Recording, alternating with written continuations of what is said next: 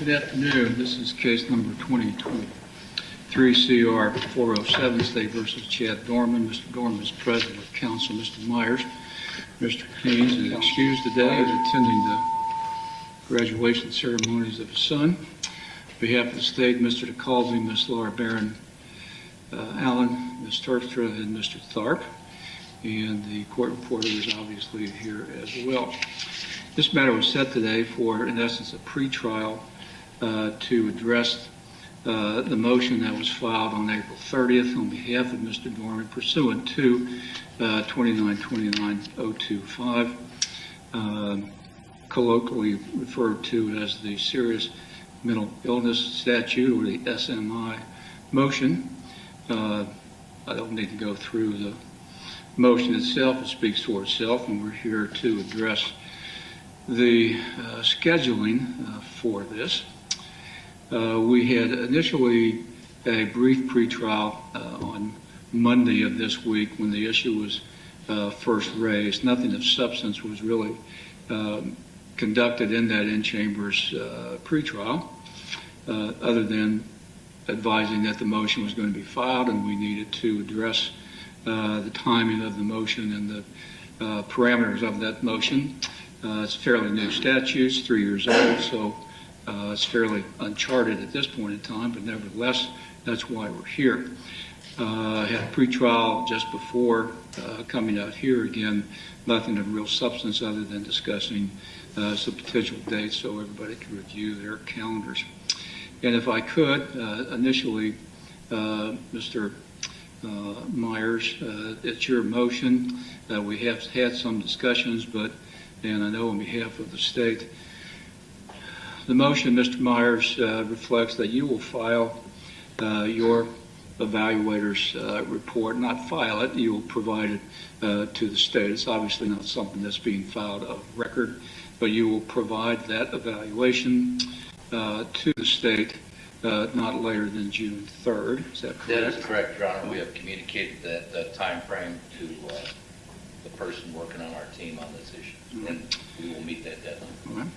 And on behalf of the state, Ms. Barron Allen, you want to address a couple of things. One, the request to appoint an expert on behalf of the state and the time in which you may be able to have the doctor complete the report. Thank you, Your Honor. In conjunction with 2929.025, we would be requesting the court to appoint Dr. Carla Dreyer as an expert in order to rebut any report or opinion offered by defendants in this case.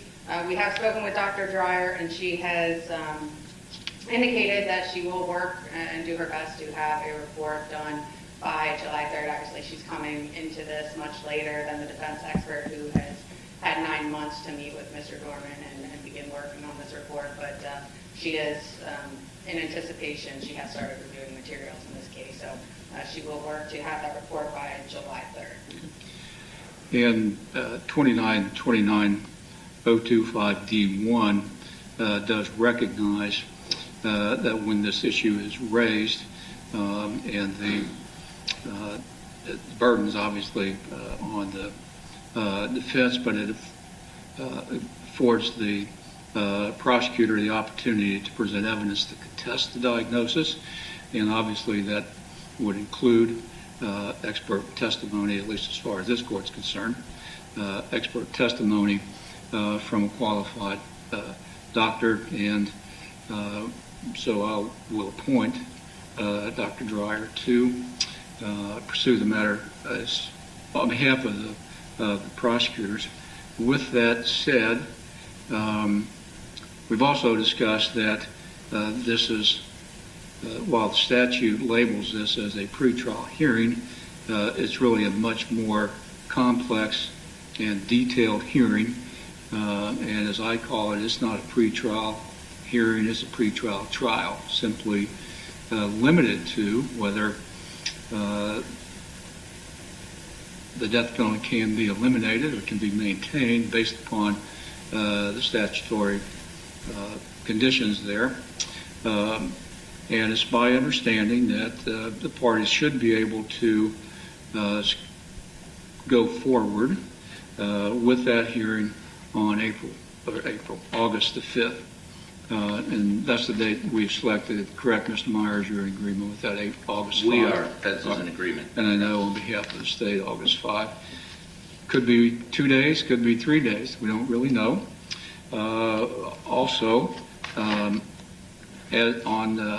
not later than July 8th, there needs to be, the parties need to provide reciprocal discovery at a minimum, witnesses who will be called to testify on each side of the aisle, if it were.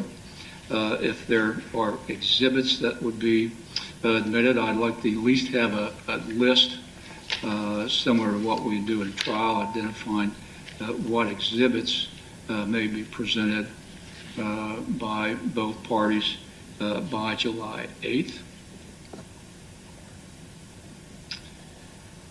And obviously, with the motion being filed at the time it has been filed and the circumstances we just discussed, the trial on July 8th is vacated and will not go forward on July 8th. And I know, Mr. Myers, we've discussed circumstances regarding the time waiver, and it's my understanding that you reviewed with Mr. Doerman the fact that the trial is going to be continued, that this hearing is going to be held, and obviously the court will need time to do its due diligence to review the matters once the evidentiary hearing has been completed. But nevertheless, you've indicated to me he's willing to waive time at least until January 31st of next year in order to address a new trial date if it can't be addressed prior to that. Is that correct? That is correct, Your Honor. And this is the time I do have here in hand the proposed entry to that effect with Mr. Doerman's signature and my own regarding our agreement to waive through January 31, 2025. And just briefly, Mr. Doerman, I know that Mr. Myers and Mr. Haynes have been representing you, but they've discussed these matters with you, in particular the waiver of your speedy trial rights, as Mr. Myers has just stated. Yes, Your Honor. And you're in full agreement with that? Yes, Your Honor. All right. Anything else you want to address? No, I would just quickly add, I did affix Mr. Haynes' signature on his behalf. I have been in communication with him since yesterday afternoon and throughout this morning, so he too understands and concurs with this decision. All right. And you can hold on to that. I'll get it when we're Okay. finished. And then I know, Ms., on behalf of the state, there were some additional matters you wanted to address. Correct, Your Honor. The state does have concerns, multiple concerns, and the first is since the July trial is being vacated due to the SMI hearing, which we do understand. The fact that we are unable to pick a subsequent trial date at this point is concerning to the state. We are aware that the court is retiring at the end of the year. The sole candidate, to my knowledge, is Judge Nagel, who, again, assuming that he takes the bench, would not be death penalty qualified until mid-April at the earliest. So the state does have concerns in that regard. We would ask, based on Marcy's law, we've spoken with the surviving victims. They want to, obviously, they understand that this is a long process, but they do want to have this wrapped up as soon as possible so that they can begin to close this chapter of their lives and move on from the court process.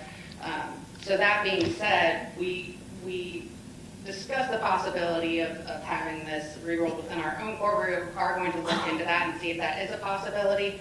We've also discussed with Mr. Meyer the possibility of requesting a death penalty certified visiting judge for the purposes of continuity, perhaps to even come in for the SMI hearing and then hear the trial, just again so we can set a trial date, again, hopefully before late summer, early fall of 2025. Again, we would like to have this trial in a timely but speedy fashion. So those are our concerns. It's my understanding that Mr. Meyer would have no objection to the state kind of exploring those options of a death penalty qualified visiting judge and potential re-roll. Yeah, but let me just qualify. When we had our quick chat before coming on record between counsel, it was my understanding we were talking about potential death qualified visiting judge to take over after the SMI litigation was done.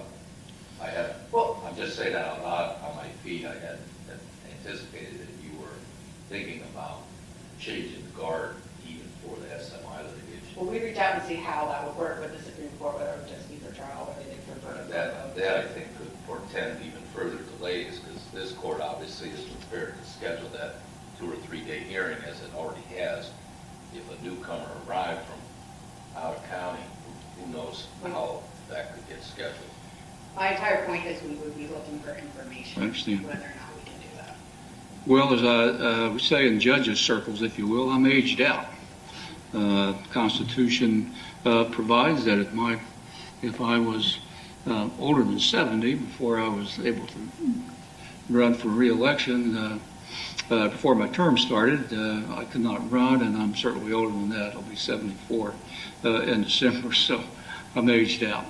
I also understand the complexities of this particular issue. I'm certainly not clairvoyant, but the decision in this case would have significant ramifications on the very nature of the trial. Obviously, if I determine that the defense has not proven by preponderance of the evidence, as the statute requires, that he fits within the statutory parameters, then we go forward with the capital case. Death penalty stays on as a potential penalty. If I find the other, then the death penalty, he is ineligible by the statute to be subject to the death penalty, and that obviously would change this most dramatically. And most dramatically from the standpoint, as this was set in July, we had summoned then 750 potential jurors, prospective jurors. We had sent out in early April an extensive jury questionnaire, which is done in every case, death penalty case, and those have been returned, and we were starting to obviously process those. And that's, if the death penalty still remained, that changes. We still have to go back through that. And we have to do that in a timely fashion.